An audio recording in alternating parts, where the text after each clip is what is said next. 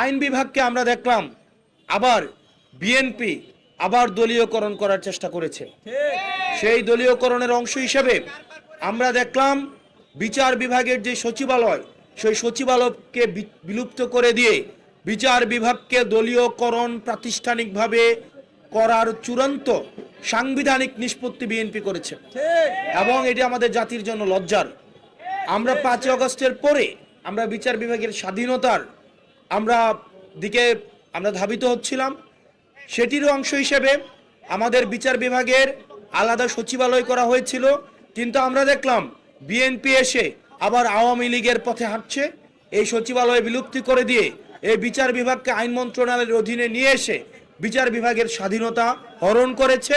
আবার পোস্টিং প্রমোশনের এই অজুহাতে এই পোস্টিং প্রমোশনকে ওয়েপনাইজ করে বিচারকদের স্বাধীনতাকে ক্ষুণ্ণ করেছে এবং সেটির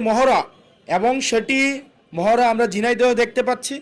বিচারকরা স্বাধীনভাবে, আমাদের মনে হয় না এই যে কর্মকাণ্ডগুলোকে যদি আমরা বিশ্লেষণ করি, আমাদের মনে হয় না বিচারকের রায় বিচারালয়ে বসে হয়।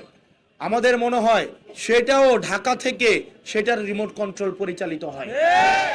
আইনমন্ত্রী যেই ধরনের নির্দেশনা দেয়, আমাদের রাজনৈতিক বিশ্লেষণ বলে সেই ধরনের রায় আবার কোর্ট থেকে সেটাকে আবার প্রেস কনফারেন্সের মধ্যে শুধুমাত্র বিচারকরা স্পোক্স পার্সন হিসাবে আইনমন্ত্রী যেমন রায় দেন, লিখে দেন, সেটাকে এই বিচারালয়ে আমরা দেখেছি।